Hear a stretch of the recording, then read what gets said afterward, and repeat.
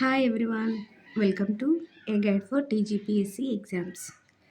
Previous వీడియోలో మనం Telangana moment phase 1లో భాగంగా 6th చాప్టర్లో 28th బిట్ దాకా మనం 18th బిట్ దాకా మనం కవర్ చేసామండి. సో 18th బిట్ మనకి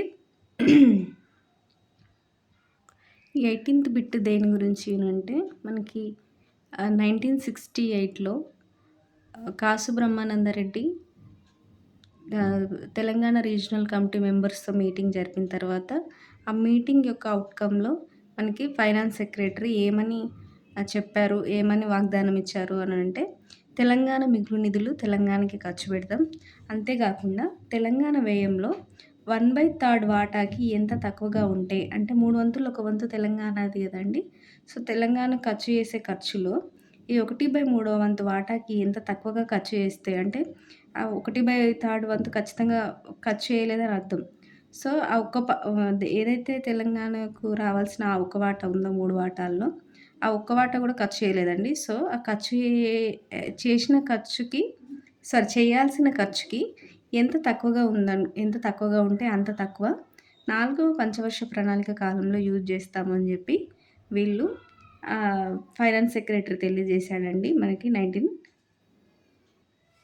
1968 జూన్ 17న. సో, ఇది నేను 18th బిట్ నేను కంప్లీట్‌గా చెప్పలేదండి ప్రీవియస్ వీడియోలో. అంటే హాఫ్ చెప్పాను. సో, ఆ మిగతా హాఫ్ కూడా నేను ఈ వీడియోలో కవర్ చేస్తున్నా. ఏం లేదండి, ఫైనాన్స్ సెక్రటరీ ఏమని చెప్పాడంటే, ఆంధ్రప్రదేశ్ గవర్నమెంట్ తరపున తెలంగాణ మిగులు నిధులు తెలంగాణకే ఖర్చు చేస్తాం. అంతేకాకుండా తెలంగాణకు చేయాల్సిన వ్యయంలో 1/3 వాటాకి ఎంత తక్కువగా ఉంటే అంతను మేము వెంటనే ఖర్చు చేయము. 4వ పంచవర్ష ప్రణాళిక కాలంలో యూజ్ చేస్తాము అని చెప్పి, ఇక్కడ కూడా తప్పించుకునేదే ఇక్కడ మనం గుర్తుంచుకోవాలి. వెంటనే ఇస్తామనట్లేదు, ఇవ్వట్లేదు. 4వ పంచవర్ష ప్రణాళిక కాలంలో యూజ్ చేస్తామని చెప్పి ఫైనాన్స్ సెక్రటరీ చెప్పారనేది ఇక్కడ మనం గుర్తుంచుకోవాల్సిన విషయం. సో, ఈ వీడియోలో మనం 19th బిట్ నుంచి కవర్ చేస్తామండి. 19th బిట్ వచ్చేసరికి తర్వాత కాలంలో 1969 68లో జరిగిందండి ఇది. ప్రీవియస్ బిట్స్ అన్నీ. ఇప్పుడు 69 జనవరి 19 ఏం జరిగిందంటే అఖిలపక్ష సమావేశం జరిగిందండి. సో, 1969 ఈ సంవత్సరం మనకు తెలంగాణ తొలిదశ ఉద్యమం అనేది స్టార్ట్ అయింది. తెలంగాణ ఉద్యమం. సో, తెలంగాణ ఉద్యమం స్టార్ట్ అయిన ఈ సంవత్సరంలోనే మనకి ఏమేమి ఈవెంట్స్ జరిగినాయి అనేది వెరీ వెరీ ఇంపార్టెంట్. సో, ఏమేమి ఈవెంట్స్ జరిగినాయి అంటే 1969 జనవరి 19న డేట్ ఇంపార్టెంట్ అండి, ఖచ్చితంగా గుర్తుంచుకోవాలి. జనవరి 19న అఖిలపక్ష సమావేశం జరిగిందండి.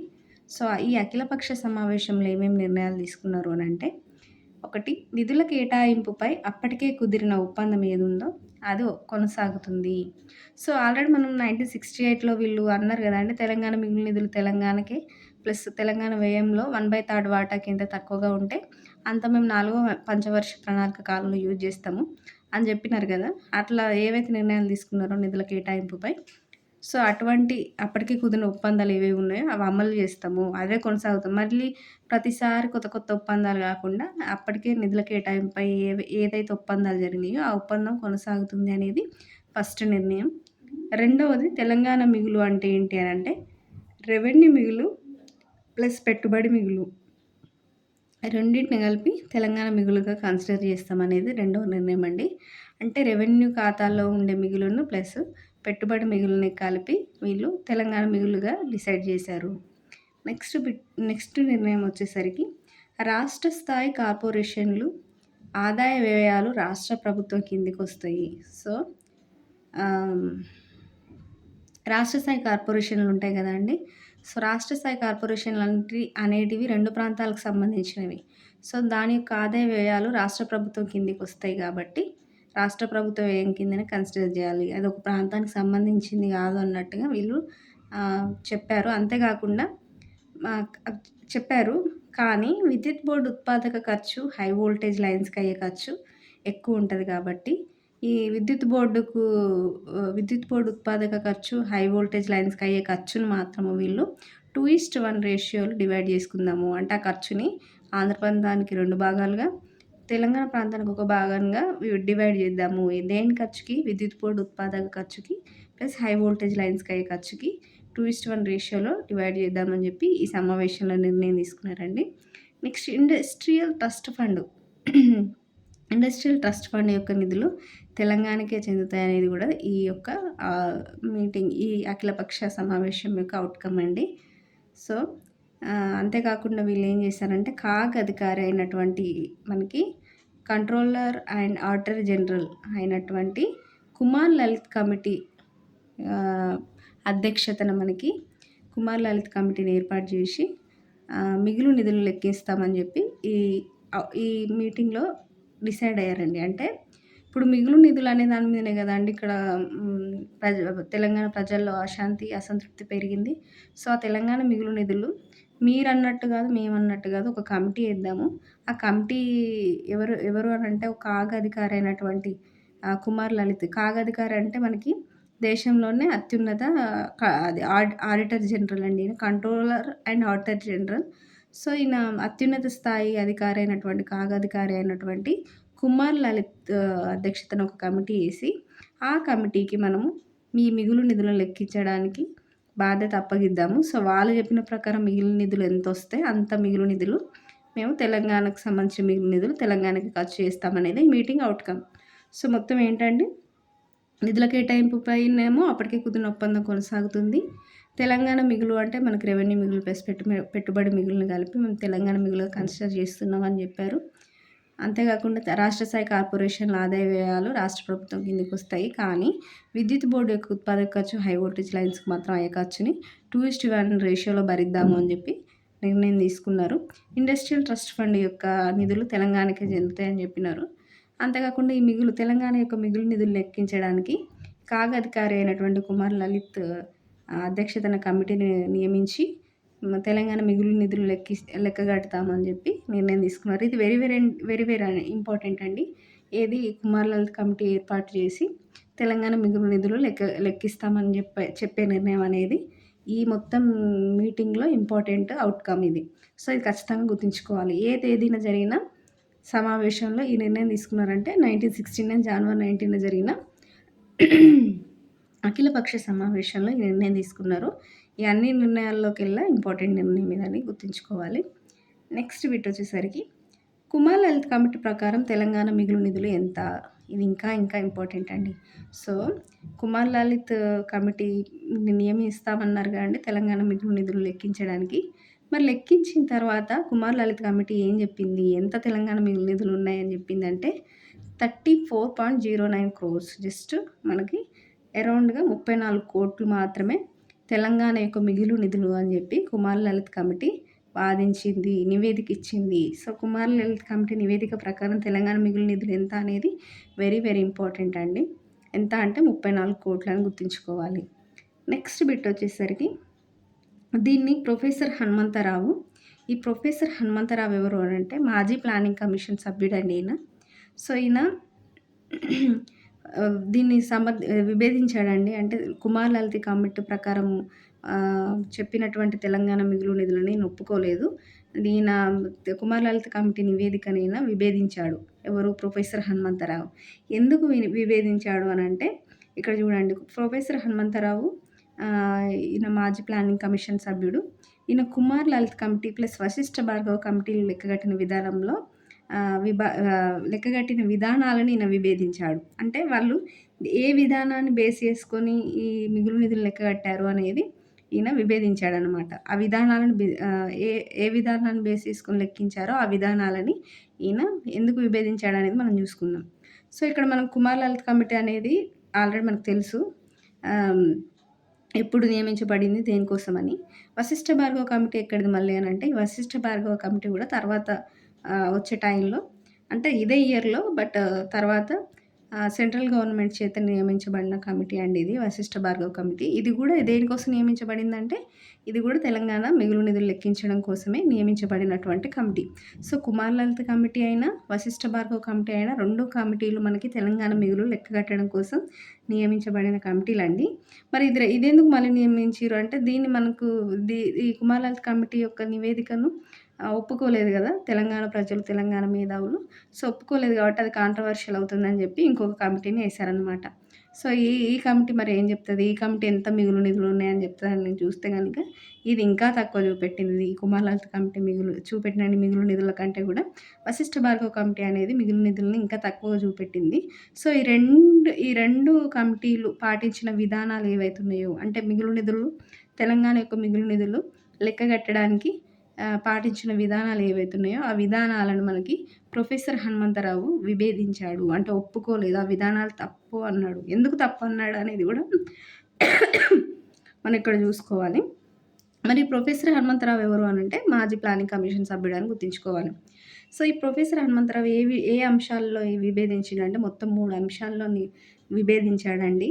ఎందుకు ఏంటి ఆ 3 అంశాలంటే, ఒకటి 1968 రూపీ వాల్యూ ప్రకారం లెక్కగట్టాలి. అంటే ఇప్పుడు ఇది లెక్కగట్టింది ఎప్పుడండి? కుమార్ లలిత్ కమిటీని ఏసింది ఎప్పుడు? 1969లో కదా! సో, 1969లో కుమార్ లలిత్ కమిటీని ఏర్పాటు చేసినప్పుడు అది ఎప్పుడున్న రూపీ వాల్యూ ప్రకారం లెక్కగట్టాలండి? తెలంగాణ ఆంధ్రప్రదేశ్ రాష్ట్రం ఏర్పడినప్పటి రూపీ వాల్యూని కన్సిడర్ చేయాలా? లేకపోతే ఆ ముందు ఇప్పుడున్న ప్రెజెంట్ రన్ అవుతున్న ఇయర్ ప్రీవియస్ ఫైనాన్షియల్ ఇయర్‌ని కన్సిడర్ చేయాలా? సో, ఏది అంటే ప్రెజెంట్ రన్ అవుతున్న ఇయర్ ప్రీవియస్ ఫైనాన్షియల్ ఇయర్‌ని కన్సిడర్ చేసుకోవచ్చు. సో, దాని ప్రకారం చూస్తే గనక అదే వ్యాలిడ్‌గా ఉంటది. సో, ఇప్పుడు లెక్క కట్టేది ఇప్పుడున్న రూపీ వాల్యూ ప్రకారం లెక్క కట్టాలనేదే ఈయన అంశం. సో, 1968 రూపీ వాల్యూ ప్రకారం లెక్క కట్టాలి. లేకపోతే మన ఒకవేళ అప్పటి రూపీ వాల్యూ ప్రకారం లెక్క కడితే గనక దానికి వడ్డీ కలపాలి. ఎందుకంటే ఇప్పుడు అప్పటి నుంచి ఇప్పటి వరకు అప్పుడే అంతే ఉండదు గదండీ సేమ్ అమౌంటు. ఇప్పుడు 1956లో 30 క్రోర్స్ అనుకోండి. 1956లో 30 క్రోర్సే నీకు 68లో 30 క్రోర్స్ చూపిస్తావా? దానికి వడ్డీ గూడా కలపాలి గదా! ఉట్టిగనే అమౌంట్ ఉట్టిగా ఎందుకు అట్లుంటది? దానికి ఇన్‌కమ్ ఇన్‌ఫ్లేషన్ పెరుగుతది. రూపీ వాల్యూ పెరుగుతది. సో, ఇవన్నీ మనం కన్సిడర్ జేయాలి కాబట్టి దానికి వడ్డీ కలపాలి. సో, అయితే మిగులు నిధులు అప్పటి డేట్ ప్రకారం మిగులు నిధులు లెక్క గడితే దానికి వడ్డీ కలిపి లెక్క పెట్టండి. ఇప్పటి ప్రకారం లెక్క గడితే ఇప్పుడున్న రూపీ వాల్యూ ప్రకారం లెక్క కట్టాలనేదే ఈయన యొక్క ప్రతిపాదన. సో, ఈయన విభేదించిన అంశాల్లో ఇది ఫస్ట్ అంశం అండి. అయితే 1968 రూపీ వాల్యూ ప్రకారం లెక్క కట్టండి. ఎందుకంటే మీరు ఇప్పుడు లెక్క అంటే ఆ టైంకి ఈ కమిటీ నియమించిన టైంకి అప్పుడున్న రూపీ వాల్యూ ప్రకారం లెక్క కట్టాలి కాబట్టి 1968 రూపీ వాల్యూ ప్రకారం లెక్క కట్టండి. అది కుదరలేదంటే అప్పుడున్న మిగులు నిధులకు ఇప్పటి వరకు అయిన వడ్డీని కలపాలి. సో, అది జేయకుండా, ఇది జేయకుండా అప్పుడున్న మిగులు నిధులనే చూపిస్తామంటే తప్పు గదా అండి! దానికి వడ్డీ గూడా కలపాలి గదా! మరి ఇన్ని ఇయర్స్ గ్యాప్ వచ్చింది కాబట్టి. సో, అదే ఈయన విభేదించాడు. నెక్స్ట్ ఏంటంటే జనాభా వెనుకబాటుతనంని ప్రాతిపదికగా తీసుకుంటే తెలంగాణ పెట్టుబడి వ్యయం అనేది 37.5% అవుతుంది. సో, మనకు పెట్టుబడి వ్యయాన్ని మనకు ఎంత చూపెట్టినారంటే 2:1 అంటే 2 భాగాలు ఆంధ్ర ప్రాంతానికి, ఒక భాగం తెలంగాణ ప్రాంతానికి అని అనుకున్నాం గదండీ పెట్టుబడి వ్యయం అనేది 2:1 రేషియోలో. సో, అట్లా 2:1 రేషియోలో మనకి చూసుకుంటే గనక 33.33% అట్లా వస్తది. కానీ మనకి జనాభా పరంగా చూసుకున్నా, వెనుకబాటుతనం ప్రాతిపదికగా తీసుకున్నా, ఇంకా అడిషనల్‌గా ఇంకొక 4% అనేది యాడ్ అవుతది. దేనికి? తెలంగాణ పెట్టుబడి వ్యయానికి. సో, 33% కాదు. దానికి అడిషనల్‌గా ఇంకొంచెం యాడ్ అవ్వాలి. ఎందుకంటే తెలంగాణ ప్రాంతం అనేది ఎక్కువ వెనుకబాటుతనానికి గురైన ప్రాంతం కాబట్టి, సో, జనాభాను వెనుకబాటుతనాన్ని కూడా ప్రాతిపదికగా తీసుకుంటే తెలంగాణకు పెట్టుబడి వ్యయము 37.5% తీసుకోవాలి. అంటే దీనికి ఖర్చు చేయాల్సిన డబ్బులు తెలంగాణ ప్రాంతానికి ఖర్చు చేయాల్సిన లేదా పెట్టుబడి పెట్టాల్సిన వ్యయం ఎంతుండాలి? 37.5% ఉండాలి అని చెప్పి రెండో అంశం దీంట్లో విభేదించాడండి. అంటే జనాభా ప్లస్ వెనుకబాటుతనాన్ని కూడా ప్రాతిపదికగా తీసుకోమన్నాడు. నెక్స్ట్ వచ్చేసరికి థర్డ్ అంశం ఏంటి ఈయన విభేదించిన అంశం అంటే, ఆంధ్ర ప్రాంతానికి దక్కవలసిన వాటా కంటే అదనంగా దక్కిన దానిలో సగం తెలంగాణకి రావాలి కాబట్టి ఆంధ్ర రెవెన్యూ ఖాతాలోని లోటులో సగము తెలంగాణ మిగులుగా గుర్తించాలి. సో, ఇది కూడా వెరీ వెరీ ఇంపార్టెంట్ అండి. ఏంటండి మూడో అంశము, ఇప్పుడు ఏంటి తెలంగాణ ప్రాంతంకేమో తెలంగాణ ప్రాంతంలో ఆదాయం ఎక్కువ, ఖర్చు తక్కువ చేశారండి. అంటే తెలంగాణ ప్రాంతం నుంచి వచ్చిన ఆదాయంలో తక్కువ ఖర్చు చేశారు తెలంగాణ ప్రాంతానికి. తక్కువ ఖర్చు చేసినప్పుడు తెలంగాణ ఆదాయం ఎక్కువుండి ఖర్చు తక్కువున్నప్పుడు ఏమైతదండి, మిగులనేది ఏర్పడతది. ఇప్పుడు తెలంగాణ ప్రాంతం నుంచి రూ. 100 ఆదాయం అండి. ఖర్చు రూ. 50. అప్పుడు మిగులెంత అండి తెలంగాణ ప్రాంతం యొక్క మిగులు? రూ. 50 మిగులుతాయి. ఆ మిగిలిన రూ. 50 మళ్ళీ తెలంగాణ ప్రాంతానికే ఖర్చు చేయాలి గదా! అట్లా ఖర్చు చేయకుండా ఆ మిగిలిన రూ. 50ని ఆంధ్ర ప్రాంతానికి ఖర్చు చేశారు.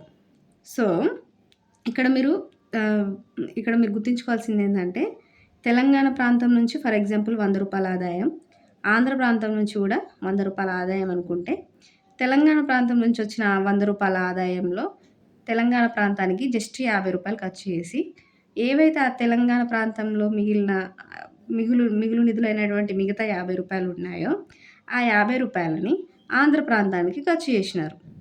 సో, ఆంధ్ర ప్రాంతానికి ఖర్చు చేయడం వల్ల తెలంగాణ మిగులు నిధులనేవి తెలంగాణ ప్రాంతానికి యూజ్ చేయబడలేదు. ఏదైతే పెద్ద మనుషుల ఒప్పందంలో ఒప్పుకున్నారో తెలంగాణ ప్రాంత మిగులు నిధులు తెలంగాణ ప్రాంతానికి ఉపయోగించాలన్న అంశం ఏదైతే ఉందో పెద్ద మనుషుల ఒప్పందంలో, దాన్ని ఇక్కడ తుంగలో తొక్కారనేది గుర్తుంచుకోవాలి. అంతే కాకుండా ఇప్పుడు దీన్ని చూస్తే, ఇప్పుడు ఆంధ్ర ప్రాంతానికి ఆంధ్ర ప్రాంతం నుంచి వచ్చిన రూ. 100 ఆంధ్ర ప్రాంతానికే ఖర్చు చేసి, ప్లస్ అడిషనల్‌గా మళ్ళా తెలంగాణ ప్రాంత మిగులు నిధులైన ఈ రూ. 50ను గూడా ఆంధ్ర ప్రాంతానికే ఖర్చు చేసిండ్రు. అంటే ఇక్కడ టోటల్‌గా ఆంధ్ర ప్రాంతానికి ఎంత ఖర్చు చేషిర్రండి?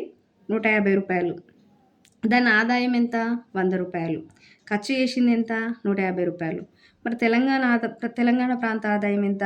రూ. 100. ఖర్చు చేసిందెంత? రూ. 50. సో, ఇప్పుడు ఇక్కడ డిఫరెన్స్ చూడండి. తెలంగాణ ఓన్లీ వ్యయం చూసుకుంటే గనక తెలంగాణ ప్రాంతం యొక్క వ్యయం రూ. 50 అయితే, ఆంధ్ర ప్రాంతం యొక్క వ్యయము రూ. 150. సో, ఇప్పుడు ఎంత డిఫరెన్స్ ఉంటదండి? తెలంగాణ ప్రాంతానికి రూ. 50 ఖర్చు పెట్టి, దానికి 3 టైమ్స్ రూ. 150 ఆంధ్ర ప్రాంతానికి ఖర్చు పెడితే ఎంత డిఫరెన్స్ ఒస్తుంది? సో, ఆ డిఫరెన్స్‌ని మనం ఎట్లా అంటే, ఇప్పుడు ఆంధ్ర ప్రాంతానికి దక్కాల్సిన వాటా ఎంత? రూ. 100కి రూ. 100 దక్కాలి. రూ. 100 దక్కగా అదనంగా దక్కింది ఏదైతే ఉందో, మనకు అదనంగా ఏది దక్కిందండి? తెలంగాణ ప్రాంతానికి సంబంధించిన తెలంగాణ మిగులే గదండీ దక్కింది. ఆ తెలంగాణ ప్రాంతానికి సంబంధించి తెలంగాణ మిగులే గాని, అడిషనల్‌గా ఇంకా మిగతా అప్పు తీసుకొచ్చినయి గాని, బయట నుంచి అప్పు తీసుకొచ్చి కట్టిన అటువంటి అదనపు వాటా గాని, ఏదైతే ఉందో అదనంగా దక్కింది, ఆ అదనంగా దక్కిన దానిలో సగం తెలంగాణకి రావాలి గదండీ! ఇప్పుడు తెలంగాణ నుంచి వచ్చిన దాన్ని తెలంగాణకి పూర్తిగా ఖర్చు పెట్టలేదు. అట్‌లీస్ట్ బయట నుంచి తెచ్చిన అప్పులు లేతే ఇంకా అదర్ సోర్సెస్ ఆఫ్ ఇన్‌కమ్ ఏవైతే ఉంటాయో, గ్రాంటులు గాని, కేంద్రం నుంచి వచ్చే గ్రాంటులు గాని, ఇంకా ఏవైనా ఆహ్, ఆహ్, బహిరంగ మార్కెట్ నుంచి తీసుకొచ్చే అప్పులు గాని, వాటిని గూడా ఆంధ్ర ప్రాంతానికే అడిషనల్‌గా ఖర్చు పెట్టిర్రు. అంటే దాని యొక్క వాటా అయిపోగా అంటే దాని యొక్క వాటా దానికి ఖర్చు చేయంగా గూడా మళ్ళీ అడిషనల్‌గా బయట నుంచి తెచ్చిన వాటిని గూడా దానికే ఖర్చు చేస్తే, ఇప్పుడు దానికి ఎక్కువ వాటా చెందుతది కదండీ ఆంధ్ర ప్రాంతానికి. సో, అడిషనల్‌గా బయట నుంచి తెచ్చింది గూడా 2 ప్రాంతాలకి నిష్పత్తి ప్రాతిపదికన కేటాయించాలి.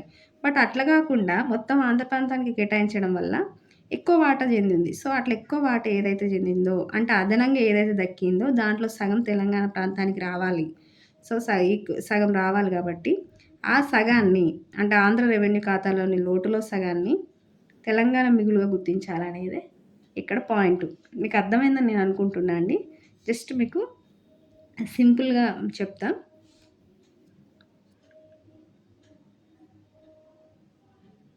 సో, మనకి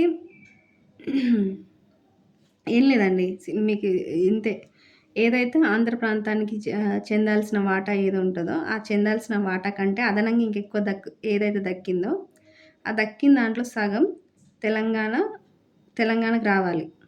సో, రూ. 100 ఎక్కువ దక్కిందనుకోండి, ఆ రూ. 100లో సగం ఎంతండి? రూ. 50 తెలంగాణకి రావాలి గాబట్టి, ఆ రూ. 50 తెలంగాణ మిగులుగా గుర్తించాలనేదే ఇక్కడ పాయింటు. సో, ఇప్పుడు ఫర్ ఎగ్జాంపుల్ నేను చెప్తా అండి ఇక్కడ ఒకటి గుర్తుంచుకోండి. ఇప్పుడు తెలంగాణ ప్రాంతం చూసుకుందామండి. తెలంగాణ ప్రాంతము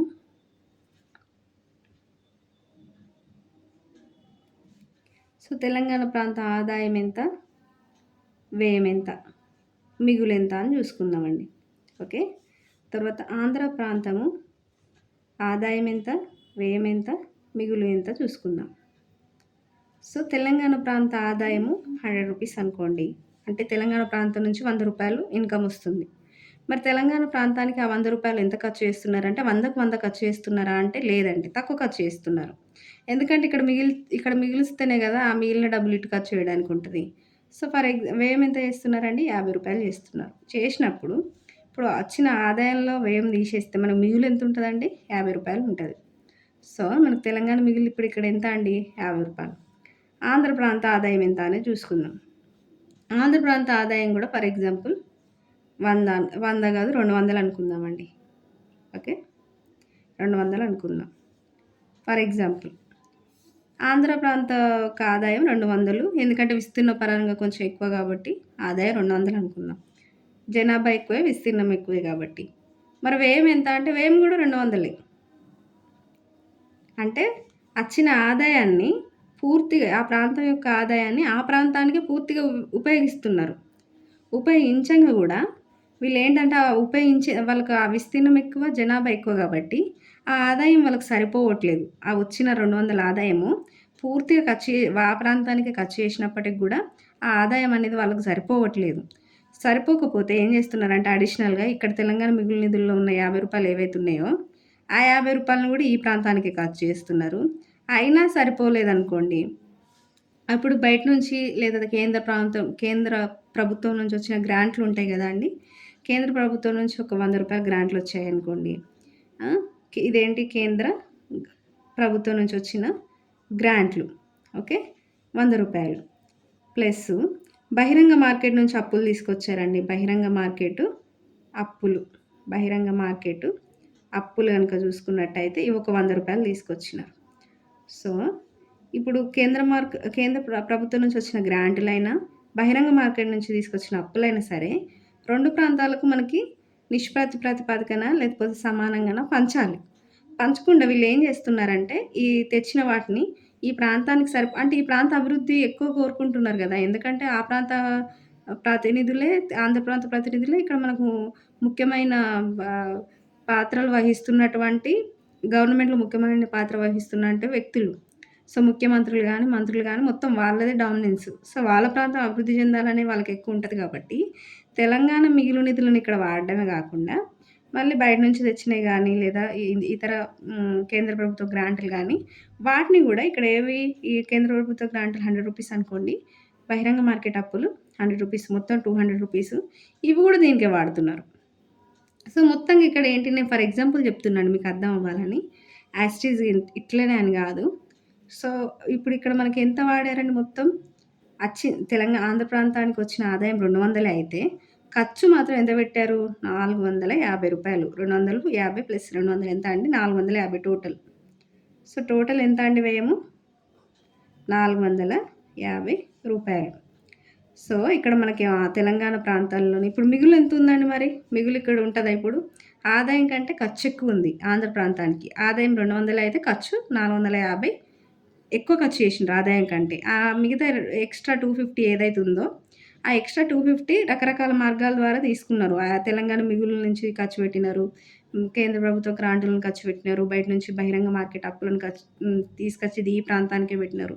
సో, ఎక్స్‌ట్రా మనకిక్కడ వచ్చిన ఆదాయం కంటే వ్యయం ఎంతుందండి? రూ. 250 ఎక్స్‌ట్రా ఉంది. ఆ రూ. 250 అనేటివి మనకి ఇక్కడ మైనస్ నిధులండి ఇది. ఇప్పుడు ఆదాయం నుంచి వ్యయం తీసేస్తే 200 - 450 ఎంత అయితదండి? -250 అవుతది. సో, ఇక్కడ మిగులేం లేదండి. ఇక్కడ ఇంకా చెప్పాలంటే లోటు బడ్జెట్ ఉంది ఇక్కడ. అంటే ఇక్కడ ఆంధ్ర ప్రాంతానికి ఎంత -250 ఉంది. మనకిక్కడ తెలంగాణ ప్రాంతానికి ఎంత +50 ఉన్నది. ఎందుకంటే ఆదాయం కంటే ఖర్చు తక్కువ ఉంది కాబట్టి మనకి రూ. 50 మిగిలినాయి.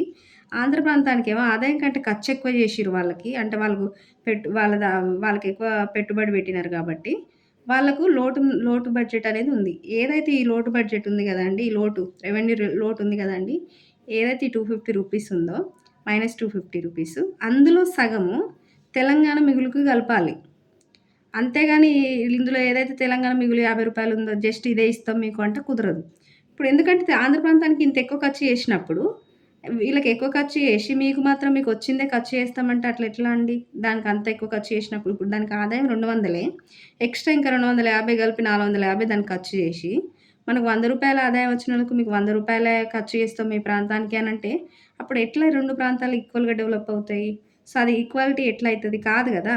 సో, ఈ అంశాన్ని మీరు కన్సిడర్ చేయలేదు. కుమార్ లలిత్ కమిటీ గాని, వశిష్ఠ భార్గవ కమిటీలు గాని అని చెప్పి ప్రొఫెసర్ హనుమంతరావు ఎవరైతే మాజీ ప్లానింగ్ కమిషన్ సభ్యుడున్నారో ఆయన దీనితోటి విభేదించాడు. విభేదించి ఈ ఎక్స్‌ట్రా ఏదైతే రూ. 250 వీళ్ళకి ఖర్చు చేసిర్రో, వాళ్ళ ఆదాయానికి మించి ఖర్చు చేసిర్రో, అందులోని సగాన్ని తెలంగాణ మిగులుకు కలపాలి. ఏదైతే తెలంగాణ మిగులు రూ. 50 ఉందో, రూ. 50కి ఇందులో సగాన్ని కలిపితే, అప్పుడు ఈ 250లో సగం ఎంత అండి? హాఫ్ బై 2 ఎంత? రూ. 125. సో, ఈ రూ. 125ని రూ. 50 కలిపితే, అప్పుడు తెలంగాణ మిగులు నిధులు ఎంత అయితాయండి? 50 + 125 175 అవుతాయి. సో, అప్పటిదాకా మనకి రూ. 50 చూపిస్తున్నారు మిగులు నిధులు. ఇవే ఖర్చు చేస్తామని చెప్తున్నారు. సో, దాన్నే వీళ్ళు కూడా అట్లనే కన్సిడర్ చేసినారు. ఏదైతే ఖర్చు చేయబడని వాటా ఉందో దాన్నే మిగులు నిధులుగా వీళ్ళు కన్సిడర్ చేసినారు. అట్లా కన్సిడర్ చేయొద్దు. ఇప్పుడు ఆంధ్ర ప్రాంతానికి దక్కాల్సిన దానికంటే ఎక్కువ దక్కింది కాబట్టి, ఆ ఎక్కువ దక్కిన దాంట్లో సగాన్ని తెలంగాణ మిగులు నిధులకు యాడ్ చేయాలి. అప్పుడే ఇద్దరికీ సమానంగా న్యాయం జరిగినట్టు అని చెప్పి ఈయన ప్రొఫెసర్ హనుమంతరావు ఈ మూడో అంశంలో విభేదించిండండి. ఇప్పుడు రూ. 50 కాకుండా తెలంగాణ మిగులు నిధులు ఎంత అయితాయంటే టోటల్‌గా రూ. 175 అవుతది. సో, 50 ఎక్కడ, 175 ఎక్కడ అండి? ఆ తేడా ఉండాలి గదా! సో, దీన్ని బట్టి మనకి అర్థమైందేంటి? ఈ తెలంగాణ మిగులు నిధులను లెక్కించడంలో కుమార్ లలిత్ కమిటీ గాని, వశిష్ఠ భార్గవ్ కమిటీలు గాని సరైన విధానాలు పాటించలేదు అని జెప్పి ప్రొఫెసర్ హనుమంతరావు మాజీ ప్లానింగ్ కమిషన్ సభ్యుడు ఈ ము ఏ ఏ ఏ విధానాల్లో వాళ్ళు సరైన ప్రమాణాలు పాటించలేదు.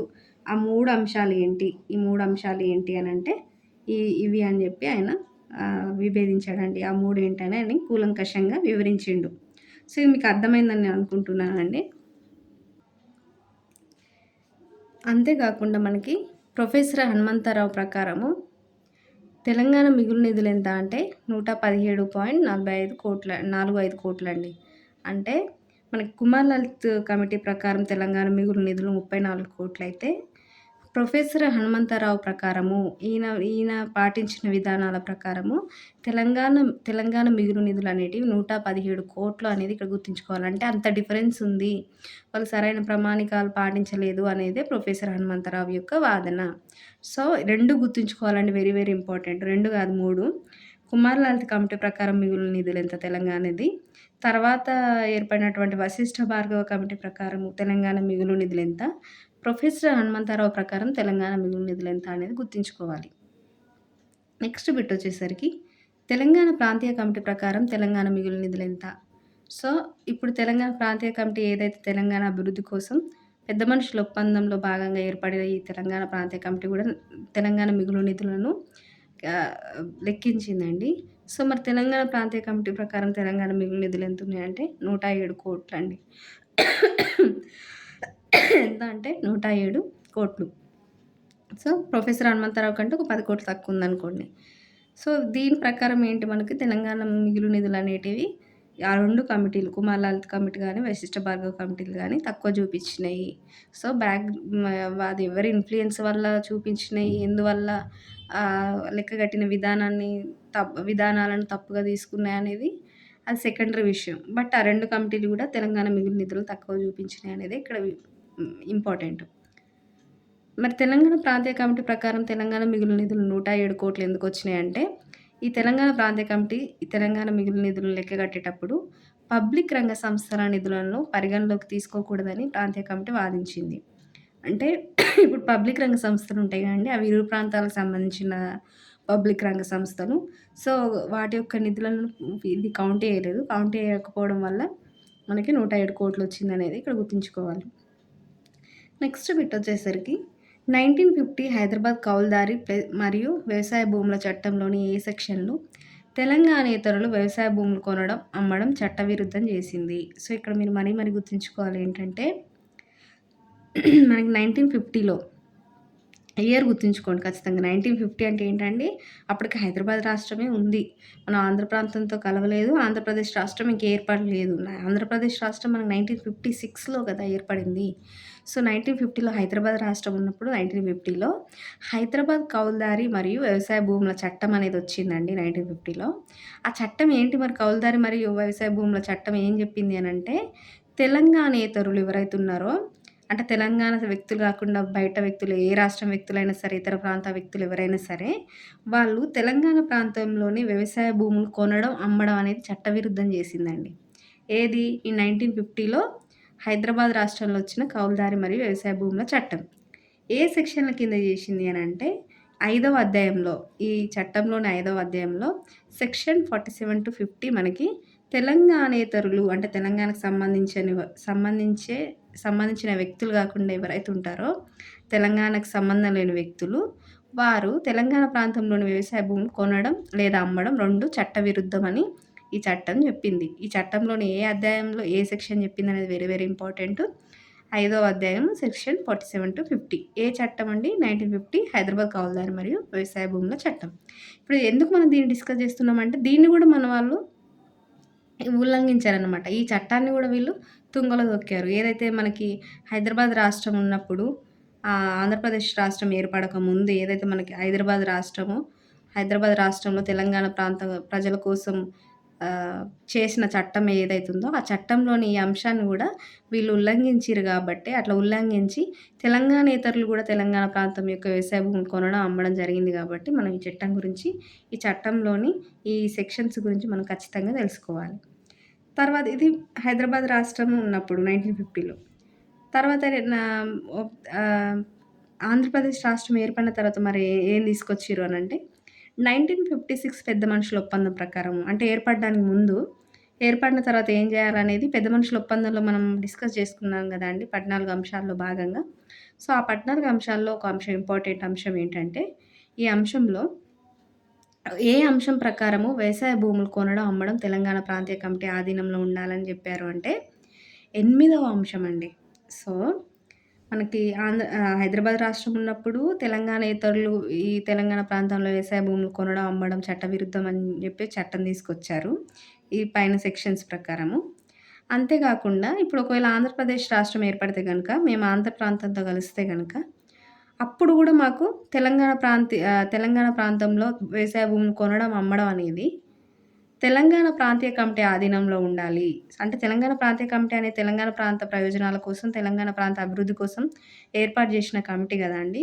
సో, తెలంగాణ ప్రజాప్రతినిధుల చేత, సో, తెలంగాణ ప్రాంతం కోసం తెలంగాణ ప్రజాప్రతినిధుల చేత ఏర్పడినటువంటిదే ఈ తెలంగాణ ప్రాంతీయ కమిటీ గాబట్టి, దీని ఆధీనంలోనే ఉండాలి తెలంగాణ ప్రాంతీయ వ్యవసాయ భూములు కొనడం, అమ్మడం. ఈ 2 విషయాలు తెలంగాణ ప్రాంత భూములు కొనడం, అమ్మడం అనేది మనకి 8వ అంశంలో పొందుపరిచిండ్రు. దేంట్లో 8వ అంశం అంటే, పెద్ద మనుషుల ఒప్పందంలోని 8వ అంశంలో దీన్ని పొందుపరిచిర్రు. అంటే ఇక్కడ గూడా మనం గుర్తుంచుకోవాల్సింది ఏంటంటే, ఈ తెలంగాణ ప్రాంతం యొక్క వ్యవసాయ భూములనేటివి కంపేర్ టు ఆంధ్ర ప్రాంతం చూసుకుంటే గనక కాస్ట్ ఎక్కువ అండి. కాస్ట్ ఎక్కువ కాబట్టి, కాస్ట్ ఎక్కువ మళ్ళీ ప్లస్ కాస్ట్ ఎక్కువని గాదు.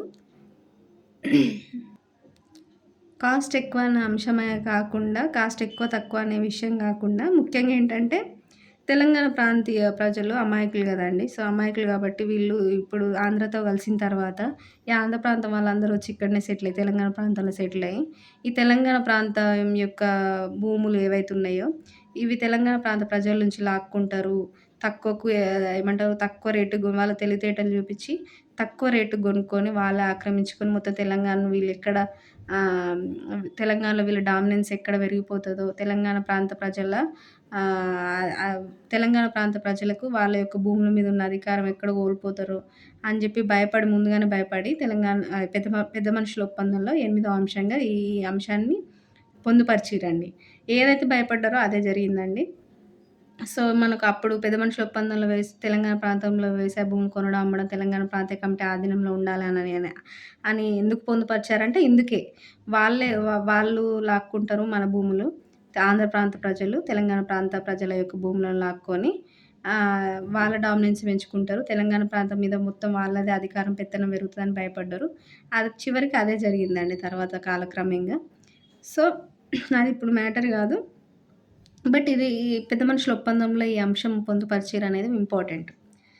తర్వాత ఏమైంది అనంటే 25th బిట్ 1950 హైదరాబాద్ కౌలుదారి మరియు వ్యవసాయ భూముల చట్టంలోని సెక్షన్ 47-50 ఎప్పుడు రద్దు చేశారు? సో, ఇక్కడ గుర్తుంచుకోండి.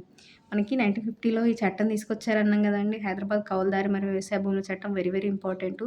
ఈ చట్టం ఎందుకు తీసుకొచ్చిర్రంటే, తెలంగాణేతరులు తెలంగాణలోని వ్యవసాయ భూములు కొనడం, అమ్మడం చట్టవిరుద్ధం అని చెప్పి తీసుకొచ్చినారు. ఏది? సెక్షన్ 47-50ని. ఈ తర్వాత వీళ్ళేం జేశారు 1956లో మన ఆంధ్ర ప్రాంతంతో కలిసి ఆంధ్రప్రదేశ్ రాష్ట్రంగా ఏర్పడిన తర్వాత, ఇప్పుడు ఈ చట్టం అనేది అమల్లో ఉంది గదా! అప్పటికి. సో, అమల్లో ఉంటే ఇప్పుడు ఆంధ్ర ప్రాంతం వాళ్ళు తెలంగాణేతరులే గదండీ! సో, తెలంగాణేతరులు తెలంగాణ భూమి కొనడానికి ఇది అడ్డంకి గదా! సో, అడ్డంకి గాబట్టి వీళ్ళేం జేశారు తెలివిగా 1969 మార్చ్ 7లో ఈ చట్టంలోని సెక్షన్ 47-50 ఏవైతే మనకి ఈ తెలంగాణేతరులు వ్యవసాయ భూములు కొనడం, అమ్మడం చట్టవిరుద్ధం జేసిన సెక్షన్స్ ఏవైతే ఉన్నాయో సెక్షన్ 47-50 ఈ సెక్షన్స్‌ని రద్దు జేశారండి. చూసారా ఇక్కడ? అంటే చూడండి తెలంగాణ ప్రాంత భూములను ఆక్రమించుకోవడం కోసము, తెలంగాణ ప్రాంతం మీద వీళ్ళ పెత్తనం సాగించుకోవడం కోసము ఏదైతే వీళ్ళకి అడ్డంగా ఆ చట్టంలోని సెక్షన్స్ ఏవైతే వీళ్ళకి అడ్డుగా ఉన్నాయో, ఆ సెక్షన్స్‌ని వీళ్ళు రద్దు జేశారనేది గుర్తుంచుకోవాలి. ఎప్పుడు రద్దు జేశారంటే 1969 మార్చ్ 7 అండి. Very very important. ఎప్పుడు అంటే 1969 మార్చ్ 7న. నెక్స్ట్ బిట్ వచ్చేసరికి ద పబ్లిక్ ఎంప్లాయ్‌మెంట్ యాక్ట్ 1957 కేంద్రము ఎప్పుడు తీసుకొచ్చింది? ఏ ఏ రాష్ట్రాలకు అమలు జేసింది? సో, ఇక్కడ మనకి ఇప్పుడు ఇంతసేపు మనం అన్నీ ఏవేవి ఆక్రమించారు, ఏవేవి ఆక్రమణలు, ఏవేవి ఉల్లంఘనలు జరిగినాయనేదే గదా! ఈ చాప్టర్ మనం డిస్కస్ చేసేది. 1956-69 మధ్య తెలంగాణ ప్రాంతం యొక్క పరిరక్షణల ఉల్లంఘన ఎలా జరిగింది? వాళ్ళు ఒప్పుకున్న పెద్ద మనుషుల ఒప్పందంలో చేసుకున్న ఒప్పందాలను వీళ్ళు ఎట్లా తుంగలో దొక్కారు? అదే గాకుండా మిగతా రంగాల నుంచి వివిధ అంశాలలో తెలంగాణకు దక్కాల్సిన వాటా ఎందుకు దక్కలేకపోయింది? ఎందుకు వీళ్ళు ఏ ఏ రంగాల్లో వీళ్ళు అన్యాయం చేశారు? ఏ ఏ రంగాల్లో మనకు సమాన వాటా దక్కలేదు? అంతేగాకుండా తెలంగాణ ప్రాంతం యొక్క ఇంపార్టెంట్ భూములు అన్నీ మనకు ఆంధ్ర ప్రాంత ప్రజల చేతికి, ఆంధ్ర ప్రాంత అధికారుల చేతుల్లోకి ఎట్లా పోయింది? సో, దాని ద్వారా మనకి తెలంగాణ ప్రాంతంలో తెలంగాణ ప్రజలే ఏదో బయట నుంచి బతకడానికి వచ్చినోళ్ళలాగా మారిన దుస్థితి ఈ రోజుకు ఉందండి. ఇప్పుడు మనకి ఈ ఈ టైంలో గూడా మనకి తెలంగాణ ప్రాంతంలో తెలంగాణ ప్రజలు ఏదో బయట నుంచొచ్చి బతికినోళ్ళలాగా ఉంటారు. బయట నుంచొచ్చి బతికే వాళ్ళే తెలంగాణ ప్రాంత ప్రజల్లాగా చెలామణి అవుతున్నారు ఈ రోజుల్లో గూడా. తెలంగాణ ప్రాంతంలోని రియల్ ఎస్టేట్ జూషినా సినిమా ఇప్పుడు ఏంటండి హైయెస్ట్ ఇన్‌కమ్ మనకి దేశంలో హైయెస్ట్ ఇన్‌కమ్ ఏ ఏ రంగాల నుంచి ఎక్కువొస్తదంటే మెజారిటీ ఎంటర్‌టైన్‌మెంట్ అంటే సినిమా రంగం అండి. కోట్ల ఇన్‌కమ్ వచ్చేది రాత్రులే కోటీశ్వరులయ్యే ఇండస్ట్రీ అది. సినిమా ఇండస్ట్రీ ఆర్ ఎంటర్‌టైన్‌మెంట్ ఇండస్ట్రీ. అది మొత్తం ఎవరి చేతుల్లో ఉందండి? తెలంగాణ ప్రాంత ప్రజల చేతుల్లో ఉందా? లేదా తెలంగాణ ప్రాంత ప్రతినిధుల చేతిలో ఉందా? లేకపోతే ఆంధ్ర ప్రాంత ప్రతినిధుల చేతిలో ఉందా? మొత్తం 99% మనకి ఆంధ్ర ప్రాంత నాయకుల చేతుల్లోనే ఉంటది. ఆంధ్ర ప్రాంత ప్రజల చేతుల్లోనే ఉంటదండి. నెక్స్ట్ సెకండ్ రంగం ఏంటంటే ఎక్కువ ఆహ్, ఇన్‌కమ్ వచ్చే రంగము రియల్ ఎస్టేటు. రియల్ ఎస్టేట్ జూసుకున్నా గానీ తెలంగాణ ప్రాంతం యొక్క రియల్ ఎస్టేటు తెలంగాణ ప్రాంత వాసుల చేతుల్లో ఉండదు. అది మొత్తం ఆహ్, ఆంధ్ర ప్రజల చేతుల్లోనే ఉంటది. ఆంధ్ర నాయకుల చేతుల్లోనే ఉంటదండి ఇప్పటికి గూడా. సో, అందుకే రియల్ ఎస్టేట్ జూషినా, సినిమా రంగం లేదా ఎంటర్‌టైన్‌మెంట్ జూషినా, ఇంక పాలిటిక్స్ జూషినా, పొలిటికల్‌గా జూషినా గానీ మొత్తం పెత్తనం అంతా ఎవరి చేతుల్లో ఉందండి ఈ రోజుకి తెలంగాణ మీద తెలంగాణ ప్రజలకే అధికారం లేకుండా పోవడానికి కారణం ఇవన్నీ అన్నమాట. సో, ఇట్లా మనకి కాలక్రమంగా ఆంధ్రప్రదేశ్ రాష్ట్రం ఏర్పడిన తర్వాత ఏవేవైతే వాళ్ళకి అడ్డంకులున్నాయో అవన్నిటిని తొలగించుకుంటూ అన్ని రకాలుగా మనల్ని తెలంగాణ ప్రాంత ప్రజల్ని వీళ్ళు మోసం జేశారు. అన్ని రకాలుగా మనము అధికారం కోల్పోయినము. కొన్ని సందర్భాల్లో గౌరవం లాస్ట్‌కి వేష భాష ప్రతి ఒక్కటి మన సంస్కృతిని గూడా అవహేళన జేసి మనల్ని చిన్న చూపు చూసే స్థాయికి మనల్ని తీసుకొచ్చిండ్రండి. సో, అవన్నీ భరించలేకనే ఇంక అన్ని రకాలుగా దెబ్బతిని అవన్నీ భరించలేకనే మనకు తిరుగుబాటు స్టార్ట్ అయిందండి. ఆ తిరుగుబాటే మనకు స్టార్టింగ్ మనకెప్పుడు స్టార్ట్ అయిందంటే 1969లో ఈ తెలంగాణ ఉద్యమం అనేది స్టార్ట్ అయింది.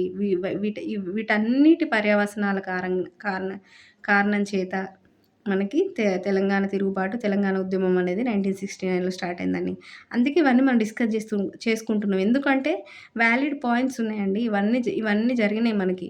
ఇవన్నీ అన్యాయాలు జరిగినాయి గాబట్టే మనకి తెలంగాణ తిరుగుబాటు లేదా తెలంగాణ ఉద్యమం అనేది ఒక వాలిడ్ రీజను. కాబట్టే దాన్ని అన్ని సంవత్సరాలు పోరాడి ఆల్మోస్ట్ ఒక 50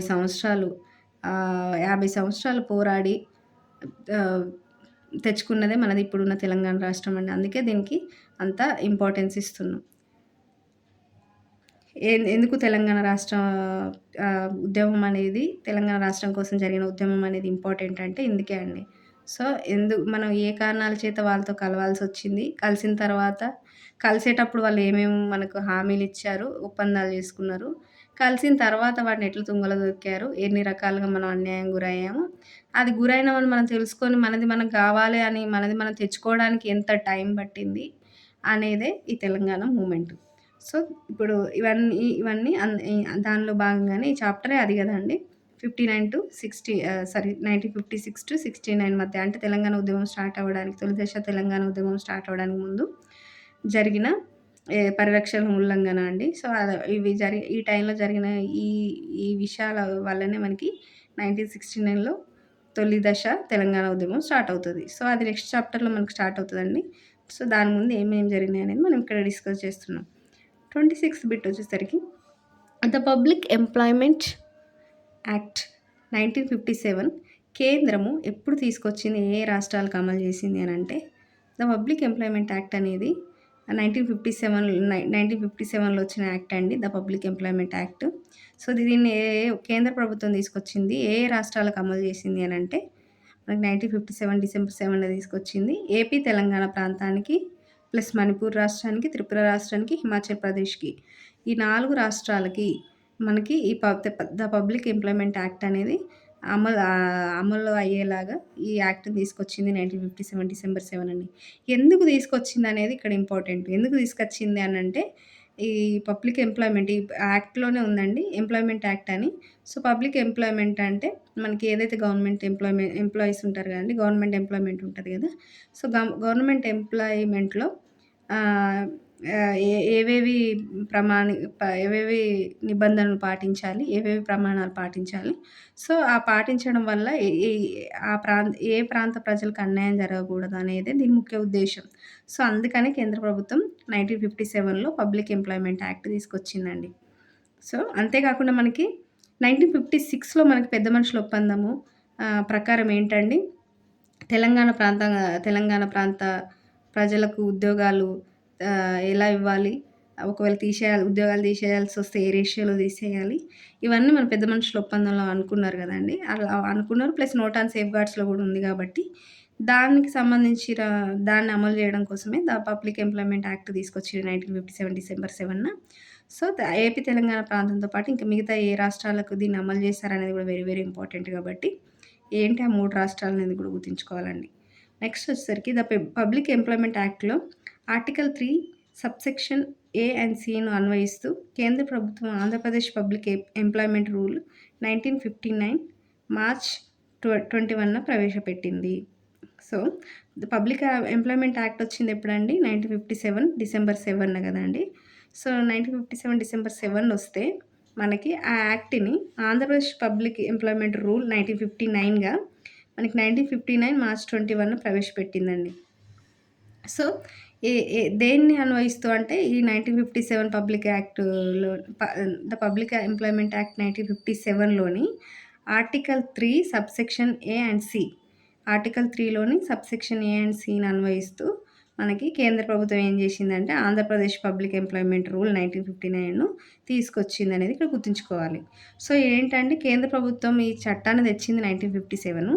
బట్ ఆంధ్రప్రదేశ్ రాష్ట్రానికి దీన్ని అన్వయిస్తూ ఎప్పుడు తీసుకొచ్చింది అంటే ఆంధ్రప్రదేశ్ రాష్ట్రంలో ఇది ఎప్పుడు ఇంప్లిమెంట్ అయిందంటే 1959 అండి. సో, 1959లో అంటే ఆఫ్టర్ 2 ఇయర్స్ అనుకోండి ఆల్మోస్ట్.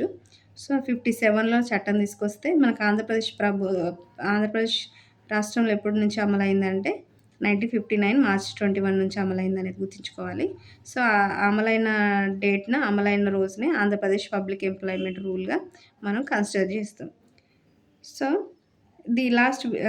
ఈ వీడియోలో లాస్ట్ బిట్ అండి ఇది. పైన యాక్ట్ ప్రకారం స్థానికత ఎన్ని ఇయర్స్ తీసుకున్నారు? సో, పబ్లిక్ ఎంప్లాయ్‌మెంట్ యాక్ట్ లేదా ఆంధ్రప్రదేశ్ పబ్లిక్ ఎంప్లాయ్‌మెంట్ రూల్ 1959 ప్రకారము స్థానికత అంటే ఇప్పుడు స్థానికులుగా ఉద్యోగాలనేది గదండీ ఇక్కడ మ్యాటర్. సో, మరి ఎవరు స్థానికులు అనేది ఎట్లా గుర్తించాలంటే 15 ఇయర్స్ ఎవరైతే 15 ఇయర్స్ నుంచి నివసిస్తూ ఉంటారో వాళ్ళని స్థానికులుగా గుర్తించాలి అని జెప్పేసి ఈ పైన యాక్ట్ ప్రకారం తీసుకొచ్చిరండి ఈ నిబంధనని. సో, ఇక్కడికి మనకి 28 బిట్స్ మనం కవర్ చేసాము. నెక్స్ట్ బిట్స్ నెక్స్ట్ వీడియోలో కవర్ చేద్దాం. Thank you.